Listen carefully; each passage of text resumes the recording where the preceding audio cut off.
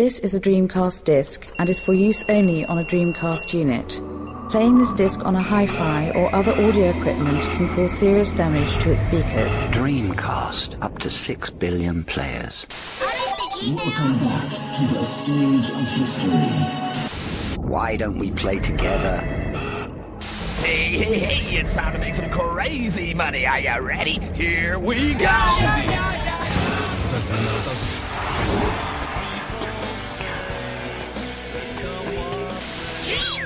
Please stop this disc now. Welcome to this latest episode of the Dreamcast Junkyard Dreampod. This is episode 6, I believe. My name is Tom, and joining me today we have Rob, fresh back from a relaxing holiday in Rome, of all places. Rob, how's it going? Yeah, it's going really nice. I managed to get a good tan. I saw loads of ancient buildings, ruins, art. It was all good. The Coliseum. Saw the Coliseum, yeah. I went in the Coliseum. It was super. Fantastic. Also joining me is, as you just heard, Gaz, aka Lost Ruin. Good evening, folks. Good evening, Gaz. And our international arm, all the way from upstate New York, Caleb. How's it going? It is going well. I think it's safe to say the British have taken back this podcast. Yeah, we did have a bit of an insurrection last week, so we've taken back control. I've had it explained to me, and, fish and chips are great. Fish and chips are great. God save the Queen, all that. Yes. The podcast is now back in Limeyville. Caleb, have you ever had a warm pint of bitter? I've had beer that's been left out. Okay, oh, no. It's not the same, but... No. They tried to bring that over here where people are doing like fancy stuff where you're supposed to drink it warm, and people still put it in frosted mugs. So it might be lost on Americans, I'm not sure. Yeah, I think you need a certain type of refined Englishness to enjoy a nice warm pint of flat a nice bitter. refined palate. Yes. Lovely.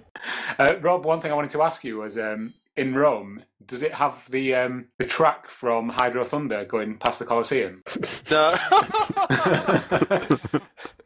No, it doesn't. It really doesn't. It's just literally stuffed with so many tourists. It's just ridiculous. I wasn't sure if that was real or not based on fact. I just thought I'd ask. I don't think that ever existed. Oh. Well, we're glad you set the record straight. Thanks for that. Yeah, cheers, Rob.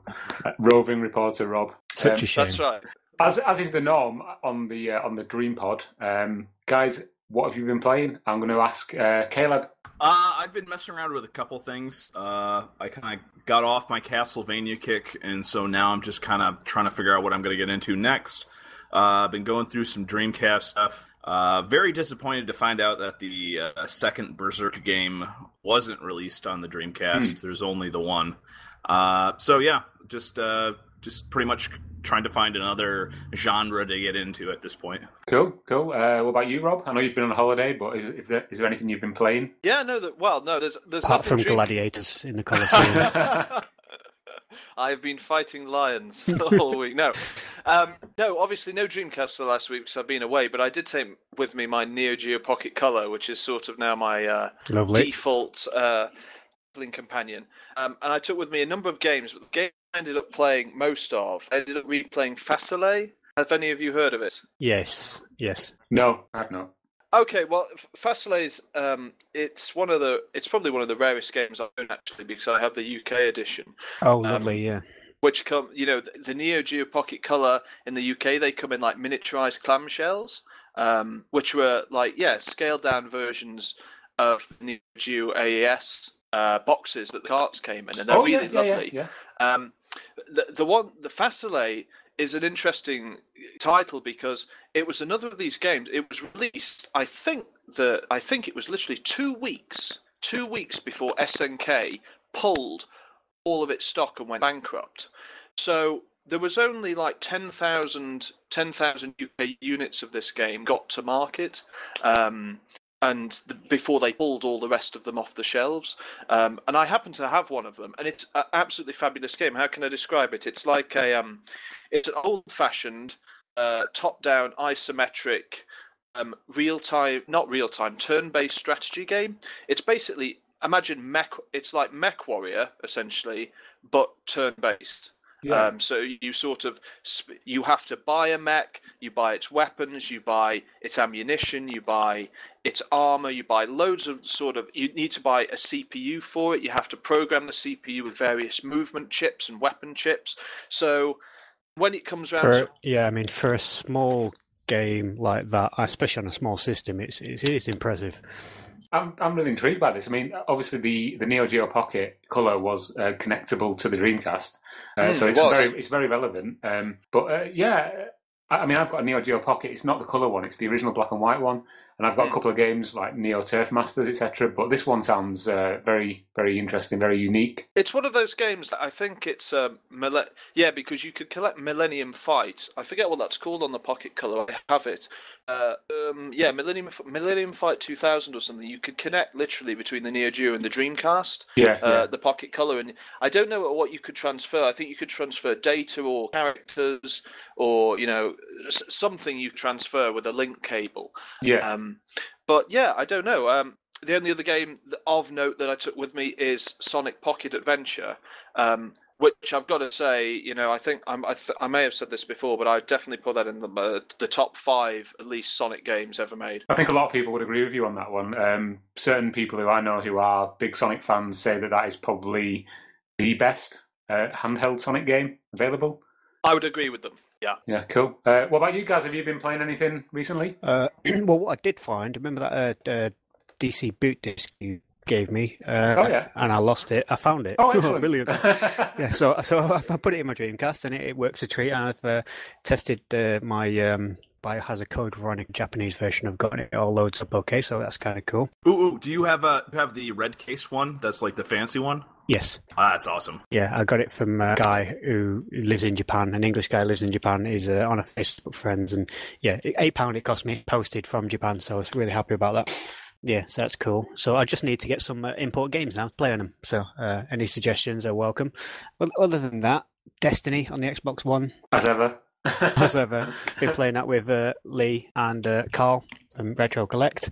That's pretty much it. I've been buying games, but I've not actually. I've added to my Final Fantasy collection as well. So, I've been playing on the Dreamcast. I recently acquired a copy of a game called Nippon Olympics 2000, which is actually International Track and Field from Konami, but the Japanese version.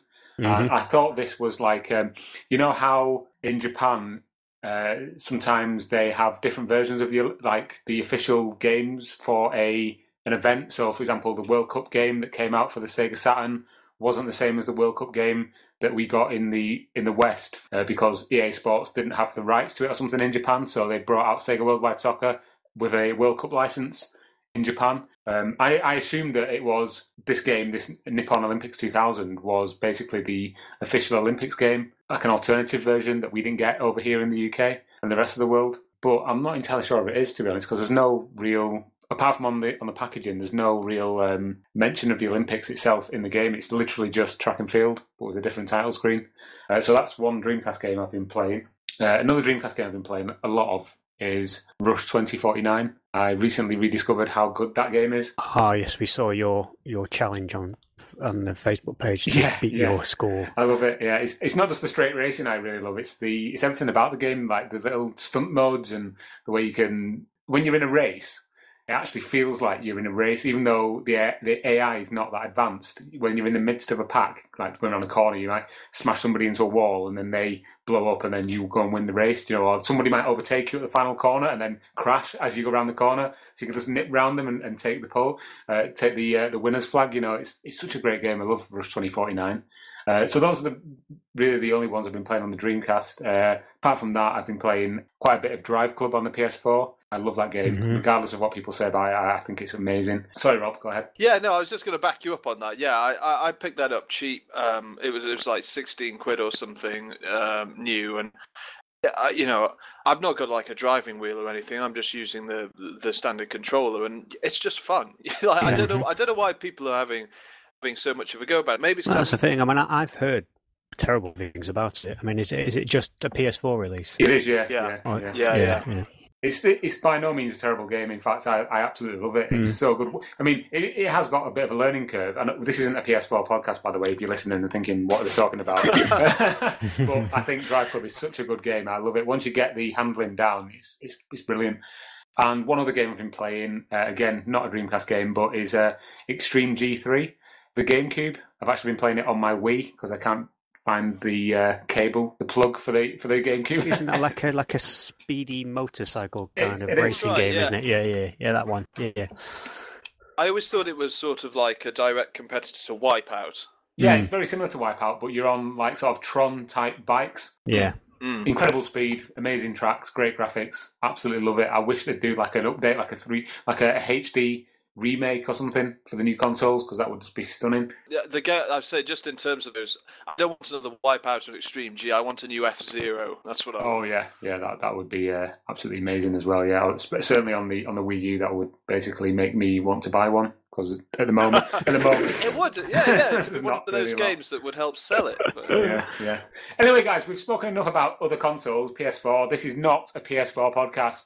This is a Dreamcast podcast. Repeat. Don't worry, folks. Yes, don't worry, folks. We're heading back now to Sega Land. Yeah. We're all gamers essentially, but we love the Dreamcast. So anyway, the first thing I wanted to talk about is a subject that we touched on the Dreamcast Junkyard site this week or last week. If you're listening to this 3 months in the future, then it's not last week; it's a few months ago. 3 months ago. But it's a thing called the Sega Spud Dive. Now, you didn't hear that wrong. That's actually what it was called. I didn't actually know that this thing ever existed, up until this week. I'm just going to go around now, guys. Have you ever heard of this, the Sega Spud Dive? The Spud Dive. Is that what you said? Dive, as in D-I-V-E. Really? I'm going to say no. Okay, any you guys, Caleb? Before today, I'd never heard about it, and now I did a quick Google search, and boy, I'm disgusted. What about you, Rob? Have you heard of it? Yeah, I had heard of this before, and I'd seen some images, but I hadn't got the level of information that you wrote about on the Junkyard over the past week. I'm amazed. Yeah, reading up your post and getting the full story on it, I think it's the most ridiculous, amateurish, like the writings on the wall, PR stunt I've ever seen. Sorry, I'll stop talking. I'll let you continue, Tom. No worries. Basically, I only discovered this because I was moving some things around in my games room, and I happened to pick up a copy of Dreamcast magazine that I've not actually really flicked through yet, because I got a couple off eBay last week. And I picked it up and I opened it, and it fell open on this particular page. And right in the bottom corner of one of the pages, there was a tiny little article about the Sega Spud Dive. And I looked at it, and I was like, what the hell is that? I've never heard of that before. So I went onto Google and did a bit of a search, and there's very little information about it. But from what I could gather, I created this article on the Junkyard. So I'm getting ahead of myself. What I'm talking about here is a PR stunt by Sega. That the initial Sega Spud Dive happened in 1998, November, around the time that the Japanese Dreamcast launched. I'm just looking at the images now. Yeah. So the Dreamcast was about to launch in Japan, and Sega of America they knew that there was a bit of a buzz coming, in the United States, that this console was coming out in Japan.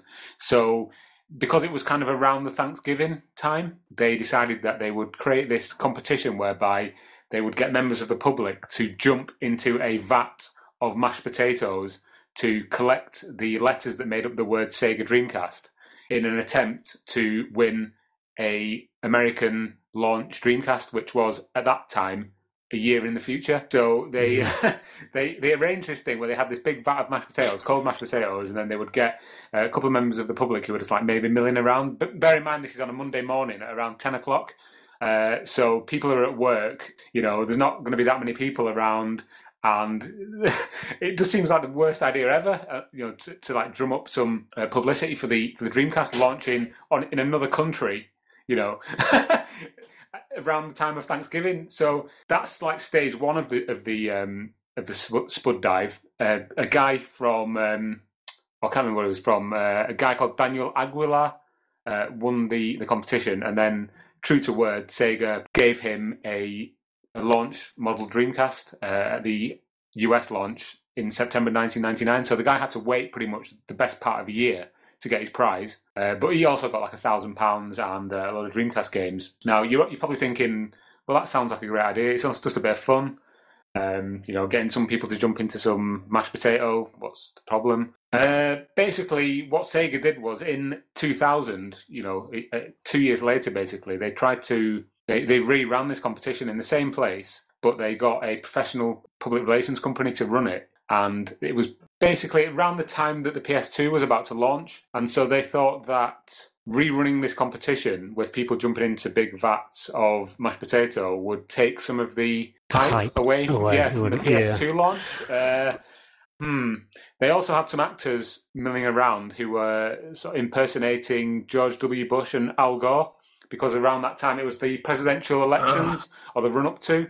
And so they tried to put that spin on it as well. And it just seems like the most random, pointless PR stunt I can imagine. Rather than putting all the money that they must have spent on this into like a massive advertising campaign, they basically reran the Spud Dive from 1998 in 2000 to try and take some of the PlayStation 2's thunder. To me, it sounds ridiculous. Guys, what do you think? It looks ridiculous, to be fair. It is ridiculous. It just reminds me of I don't know. The PS2 is like an entire army of massive tanks, and it's like Sega's just putting like some new 16-year-old private out in front of them and going, "Yes, go on, off you go on, you take them down. I'm sure it'll be fine." It's ridiculous. Like, I don't know how they thought this would be good use of the admittedly small funds they had left at the time, specifically in 2000, to rerun a competition that's 1 years old they've done before. And with the first one, you mentioned that it was dragged out. The chap had to wait a year. There's no sort of direct impact of what they've done. They've run it, and then everyone's going to forget what it was ever about. You know what I mean? It loses all of its impact. So to do it again and to do such a slapdash job of it is just crazy, really. I think the best part for me is the fact that Peter Moore was actually the guy who gave the winner his Dreamcast, like the launch Dreamcast.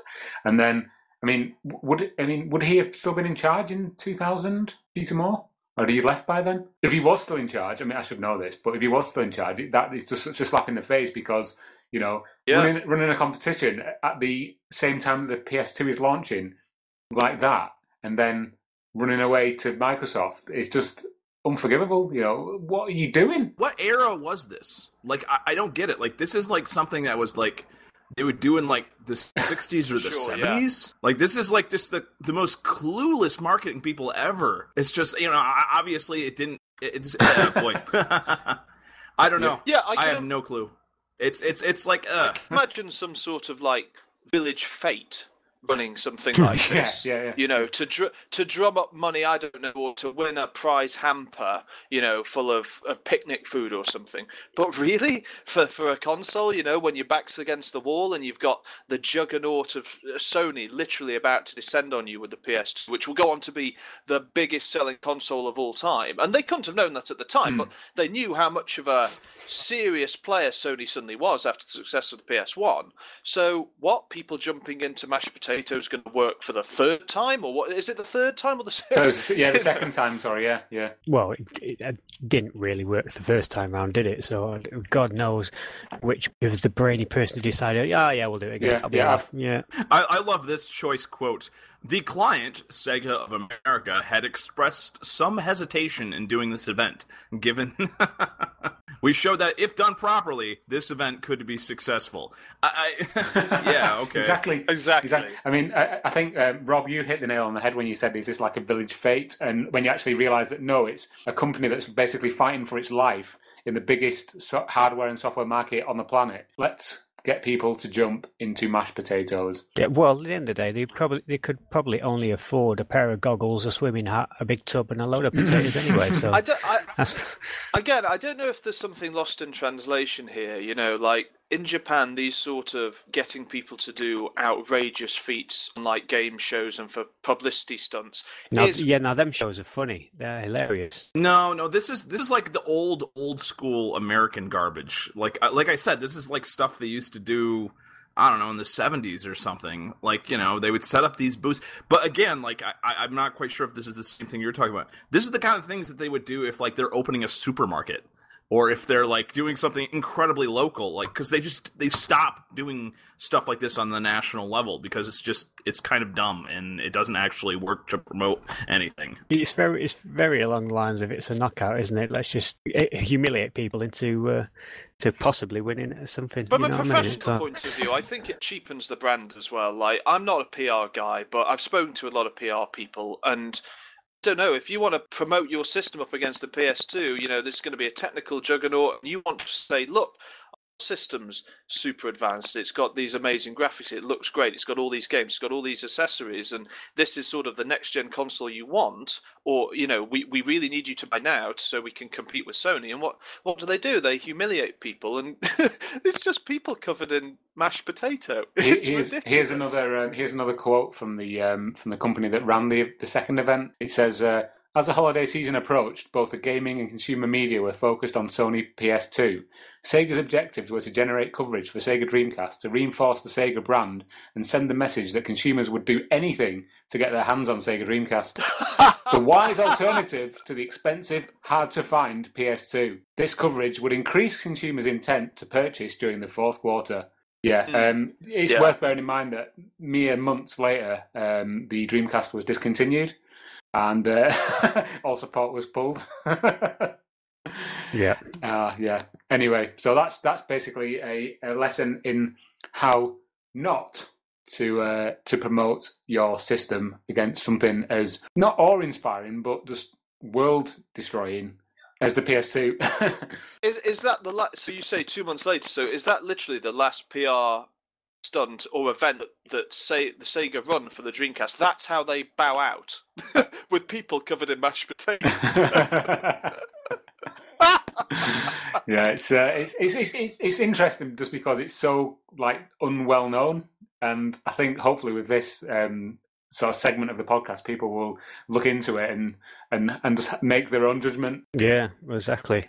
There's an article on the website, folks. Go and check it out and see for yourselves. It's crazy. Right, okay, guys. I think we've spoken enough about the Spud Dive. Hopefully, we'll never speak about it again. Yes, I'm going to plan one for Play Expo. That'd be great. It's going to be at the Junkyard's booth at the Play Expo. Yeah. They've got people have got to come along, and they've got to jump in the mashed potato and get out the letters for the Dreamcast Junkyard. Yeah, and then you win a second-hand yellowed Dreamcast. Brilliant. Speaking of yellowed Dreamcast, I don't know if any of you guys saw the article I put up on the Junkyard. I did. Regarding the the whitening. Super. Yeah. That was really. It came about because I saw Adam. Friend of the Junkyard, Adam Korolick's video on using a particular type of like hair serum that you can get in the US, which has a certain volume of peroxide per volume, I suppose. Yeah. I looked for a UK alternative and couldn't find the one that he used in his video, but found something similar. It's called Russell Jerome E-Blonde, something 12% peroxide cream. Do you know, I'm pretty certain I've used that on my hair when I've gone through my blonde stage. Well, you know it well then. Yeah. So yeah, I got a couple of bottles of that, and I wasn't really expecting great results, but I washed a Dreamcast shell down and put some of this stuff on it, wrapped it in cling film to stop it from going hard, and just left it in the sun for a couple of hours, about 3 or 4 hours. And the results were absolutely amazing. The Dreamcast that I did it on is now absolutely bone white. I've heard people commenting and saying that it can make the plastic brittle. I don't know how true that is, to be honest. 3 hours? I mean, that's if you leave it on like overnight or like over a series of days. 3 hours, I don't think would be long enough to make it brittle enough to matter. The integrity of the shell that I did the first coat on is still exactly as it was when, before I put the stuff on. I don't know if people are talking about in the future or in months or years. I think you're fine. Yeah, I mean, some people have also said that the yellowing can return, like in a few in a few weeks or a few months. But to be honest, if it does, then I'll just redo it.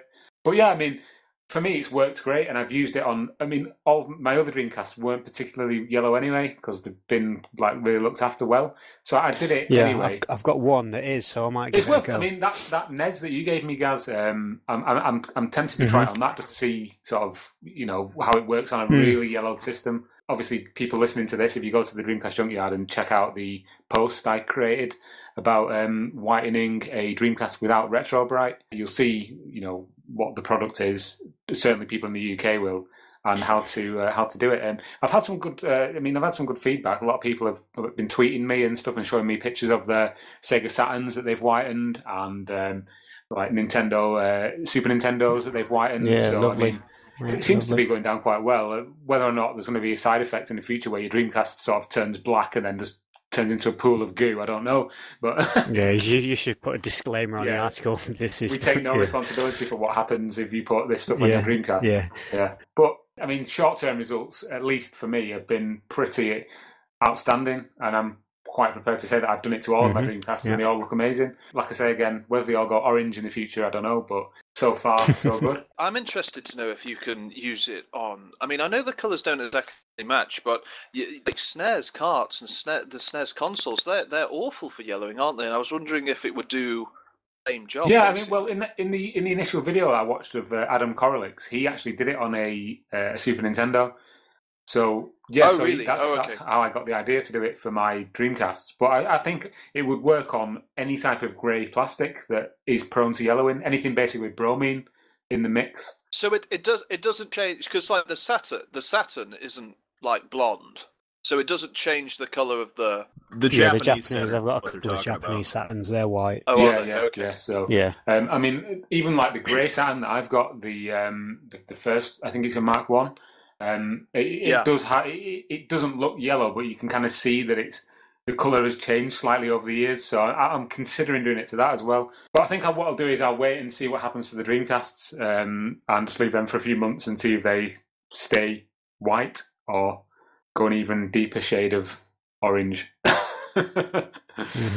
Anyway, so yeah, that's the subject of the whitening of the Dreamcasts. Okay, so next we'd like to talk about the Dream Passport 3's hidden emulator. There's a Mega Drive emulator and a PC Engine. That's correct. That right? Yeah. Basically, Rob, go ahead. No, that's it. Go ahead. No, I was going to say, I'm wary of people getting sick of my voice on this podcast. So, basically, Dream Passport is the Japanese version of Dream Key. It's the disc that you put in your Dreamcast to access the web functions. What was the one in America called, Caleb? He's fallen asleep. I just have TurboGrafx 16. Oh, right. Because of the whole PC Engine thing. I mean, that's all I'm thinking right now. TurboGrafx 16. That's all I'm thinking about, sorry. What was the disc called in the US that you put into your Dreamcast to go online? Is it SegaNet or something like that? I have like 3 of them. I don't know. I know it's not Passport. So yeah, basically, Dream Passport 3, when it was still contemporary, there was a function within the web browser where you could connect to a server and download ROMs and then play them on your Dreamcast, like Mega Drive and PC Engine or TurboGrafx 16 ROMs. Through a bit of sort of really clever reverse engineering. This isn't like new news, by the way. This is only new news to people who've never heard of it before. Is that Sega included an emulator on the disc, and there's a little bit of confusion whether or not the emulator on the Dream Passport disc is a completely different one to what was used in the Sega Smash Pack emulator or not. Now, I don't know because I'm not knowledgeable enough, but there are about 40 ROMs actually included on the Dream Passport 3 disc as well. Oh, I didn't realise that. I thought it was just the emulator. I thought the whole point was that it was like online, you connect online, you've got the emulator on the disc, and then look through the power of this awesome internet, you can then download the ROMs. The issue is that there would be no place to download the ROMs to. It would just be kind of, it'd have to be on the disc first. Yeah, I think, and again, there's not a lot of information on the internet other than what you can find on forums, and a lot of the information does conflict. But as far as I can tell, there was an emulator on the disc, and also on some versions, there was also up to 40 ROMs. And what you were meant to do back in the day when it was contemporary was like dial up to the internet and then go onto a particular server, and then you could buy ROMs to play, and then using the emulator on the disc, play Mega Drive games. Obviously only available in Japan because they get all the good stuff and we get nothing. We got Sega Swirl on the and it was called the web browser disc. That's why I couldn't remember it, because it was literally just called Web Browser 2.0. But yeah, we got Sega Swirl. It's interesting actually that you got Sega Swirl as part of the web browser disc, because we got it as a part of the Dream On demo discs. The official Sega Dreamcast magazine gave away Sega Swirl. I can't remember exactly which volume it was, but yeah, that was it was like a big thing. Free game, free full game, and then you played it. And it was Sega Swirl, which was basically just like a rip-off of Columns. So you had to like different Sega Dreamcast swirls that come down from the top, and you'd have to like match them up into a line or something. So this was only available on the Dream Passport 3, the Japanese version. That's correct. Yeah. And so, right, okay. So the key would be, I suppose, the problem is validating this, because you'd have to you need to, obviously it's Japanese only. Is there any way that you can differentiate between the Dream Passport 3 with the ROMs and without the ROMs? Yeah, I think basically what it is there's two different versions of Dream Passport 3. There's the one that actually comes in the box with certain models of the Dreamcast, Japanese Dreamcast, which has like a blue front cover on it, and it's it's spelled CH and then an @ sign and then a B, so Chab. Chatb. I don't know how you pronounce it. But there's also another version of the Dream Passport 3 which has got the same artwork on the front of the cover as the Dream Eye, the like felt cutouts. Oh, the felt characters. Yeah, I know what you mean. Yeah. I'm looking at it. The one with the felt characters on it that's got the emulator on it and all the ROMs. The one I've got has not got the emulators or the ROMs on it. It's literally just got some really weird artwork. So I'm looking at this one that's on eBay now. It's available for an English buy. If I buy that and run it on my Dreamcast using the boot disc, will that work? Yeah. Right. Okay. And then on that disc is an emulator and ROMs. It's as simple as basically putting it into your Dreamcast and then finding the right menu. It's actually hidden within the sort of the code on the disc. And if you look at things like ISOZone and a couple of other forums, you will find there are people who are, very clever people who have taken the files from the disc and then arranged it in a certain way that it becomes a self-boot that you can actually put into a Dreamcast. You can download, put it into a Dreamcast, and it comes up as an emulator with these games. And from the information that I can see online, this emulator on this disc is actually a superior version of the one that is actually on the Sega Smash Pack disc. Why is it superior? I don't know. It's just from the comments and the people who've actually played it and tried it that a lot of the things that are an issue with the Smash Pack one, such as like slowdown on certain games or the sound not being exactly perfect, on this particular version of the emulator, it's amazing and everything's as you would expect on an actual Mega Drive Genesis. So yeah, it's an interesting subject. It is, and just to confirm, you did say that somebody has ripped out the data on ISOZone. It's on ISOZone, yeah, I believe so. Yeah, if you search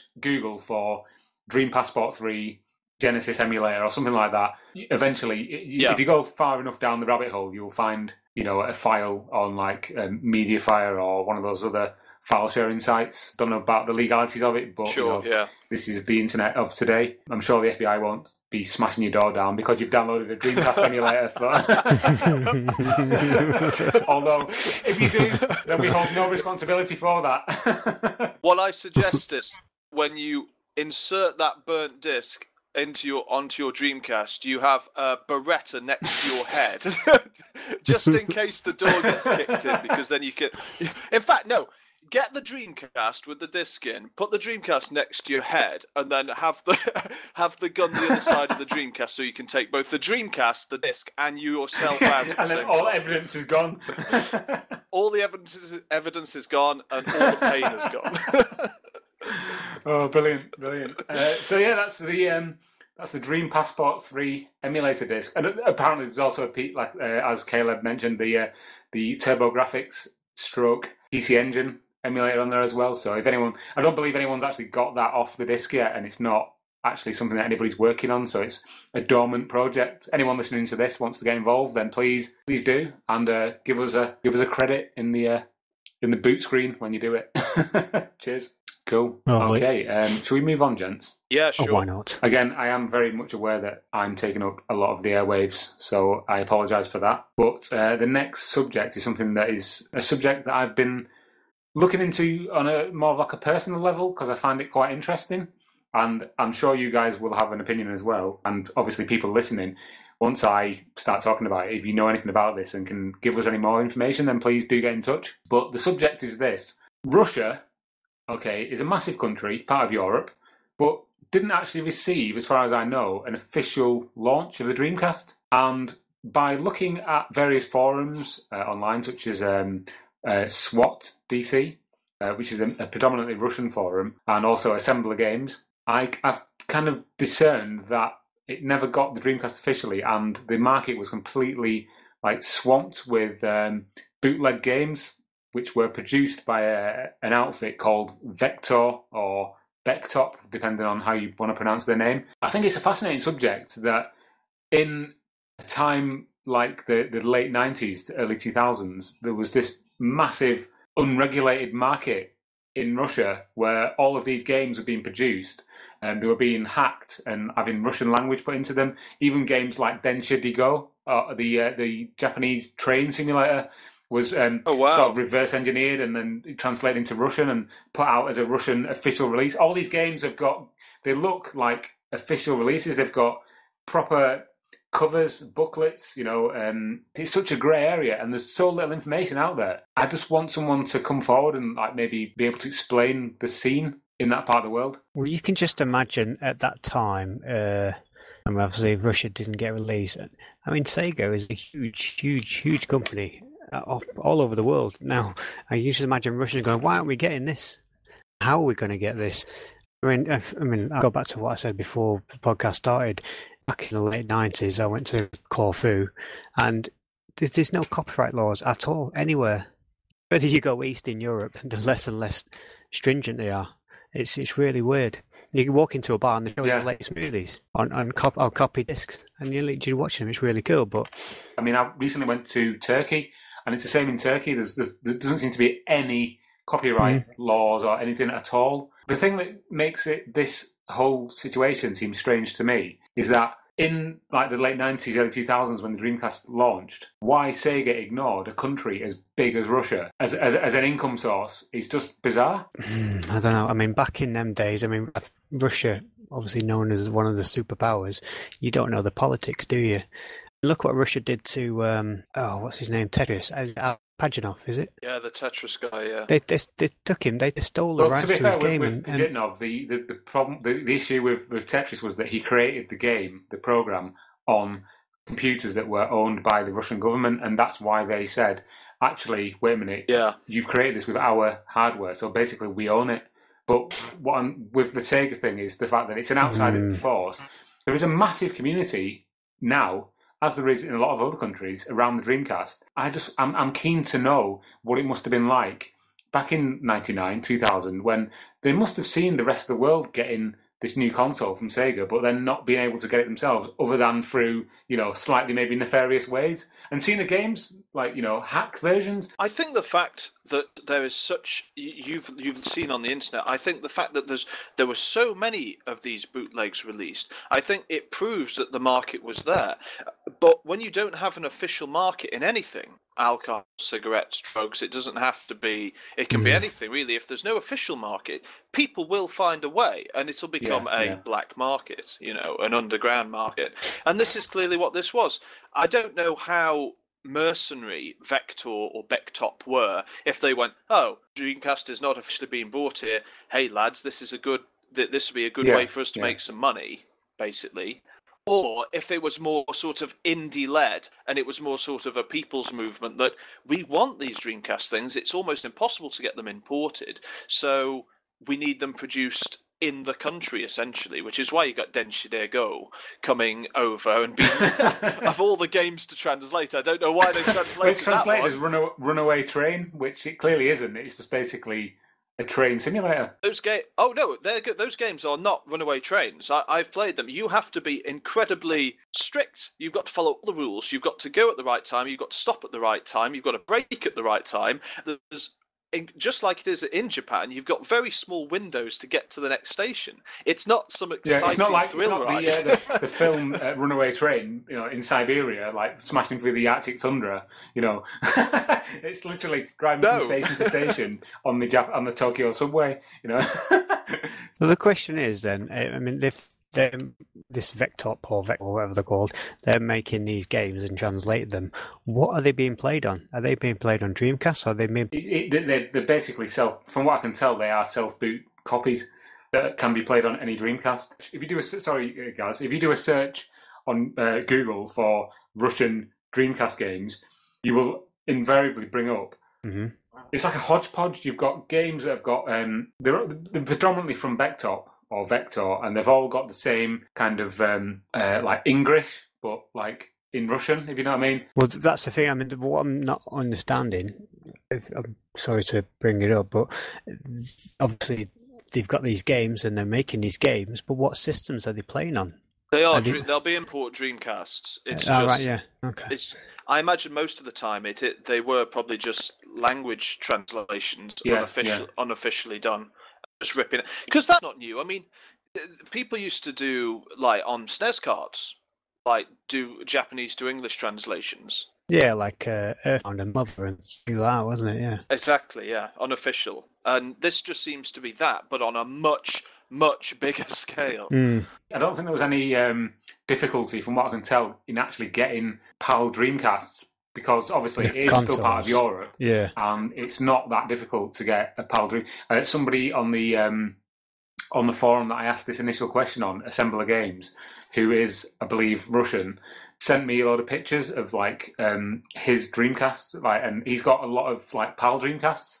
So I don't think it was the issue of getting the hardware; it was the software that was the problem, and it was the fact that this outfit Vector stepped in and started releasing these hybrid games that is just, I find it quite strange. So it looks like the consoles they could get hold of, just the games was a bit of a problem. Yeah, what's the point in having a Even though there was no official sort of presence from Sega in Russia at the time, there's a whole scene of like magazines, and like action replay type devices that were created for the Dreamcast, which are in no way or for any stretch of the imagination even slightly official or even remotely related to Sega, but they've got VMUs and they've got action replay type devices. It's just, I find it incredible this whole massive underground community exists, and yet the whole rest of the official Dreamcast community doesn't really know much about it. It's kind of like a shadow world of the Dreamcast, and that's why I'm so interested. Do you know what I mean? It's, without trying to sound offensive, I mean, if anyone who's listening to this is in Russia and would like to chip in and tell us what we don't know, please do. Shed some light on it. Sure. Yeah, please. Okay, I think we've chatted long enough about that. Guys, are there any other subjects that anybody wants to broach on at this juncture? Actually, I wanted to ask real quick, like, what programs do you guys use to burn like homebrews and stuff? Because back in the day, I used to do it a lot, so I knew how to do everything, and now I'm just kind of... I use Image Burn, but for the stuff that I've burnt on Dreamcast, which come from the ISO zone, there's a group called Revive DC who do fabulous work. Basically, they just rip stuff down from GD-ROMs, which often obviously had more data on than a CD could handle, and they basically make it big enough for a CD to take, so you can then burn it on CD. And I use Image Burn, which is just literally like, it's so straightforward, you can't get it wrong. You stick a disc in, you get the image from the ISO zone, and you just burn, and it does it. And it's pretty. I've never had anything fail on me, actually. The one thing I've used quite a lot is a thing called Boot Dreams. I think it's called Boot Dreams. I use a Mac. Boot Dreams, yes, that's to use. Yeah, too. I use a Mac predominantly, so a lot of the things I've tried to burn on the Mac don't work on a Dreamcast. But my girlfriend does have a Windows PC, so I've used that on occasion. But to be honest, I don't really burn anything. I because I own a SD card reader, I just put a lot of the stuff that I want to play onto the SD card, put it in the reader, and then use Dreamshell to run it that way. So yeah. What about you guys? Anything at all? No, but I will have to have a look into doing it once I can get a computer that's faster than the coffee machine at work, then I might actually think about doing that. I think the only other piece of advice I would do is to I mean, CDs are pretty cheap now, so Yeah. I would always go, and this is every time I burnt anything, I'd always go for a high, a verbatim or something like that, a high caliber CD, something that helps minimize failure. It's empirically that's helped. So not Tesco's own brand like value CDRs. Yeah. Although nothing from the pound shop then. The one last thing I will say though with those burns, that obviously do not expect the same speed performance from a GD-Rom. They'll be slower. Do some homework. All right, guys. I think that's enough from us. Yeah. Before we go, I just wanted to mention a couple of things. The first one is that we are still running the competition to win a Dreamcast collection vinyl, given to us kindly by Sega Europe. Yeah, we've got quite a few entries. We need more though, so you can check out the Facebook page or the main site. And basically, what we want to do, rather than just asking people to do a retweet or share this post, we wanted to hear people's stories about the Dreamcast and what the Dreamcast means to you. From your past or from the present, even. Now, what we do want, folks, is you can do it any way you want. You can do it in you can create a picture. You can write an essay, you can do a video. Please, just really anything. And these prices are worthwhile because there are not many about. Yeah, exactly. And the reason we've done it this way is because we just want to get people to be creative. Like I said, rather than just like hitting the retweet button, because anyone can do that. Exactly. We want to hear your stories because we want to be involved with the Dreamcast community at large. You know what I mean? That's what we aim to do. That's one of the best things about the Dreamcast compared to almost any other retro console. The community is fabulous, and so we want to get involved. I mean, the amount of people I chat to on a daily basis on the Facebook page, it's just incredible. I'm learning stuff every day just through other people's knowledge and the way we share stuff. And the group Dreamcast Online, it's a great group for people who want to maybe get into the console, but also people who are maybe seasoned collectors. There's loads online. So now I've came to the Dreamcast quite late in my collecting life and playing days, and I'm learning things by the minute. Just being on this podcast, I'm learning things. So as I say, get on the site, get on the Facebook page, submit your entries to admin@thedreamcastjunkyard.co.uk. That's our email address. Yeah, and be creative. Exactly. Yeah. Also, if you're listening to this on iTunes, please leave us a review because that's how we get further up in the charts and get more recognition.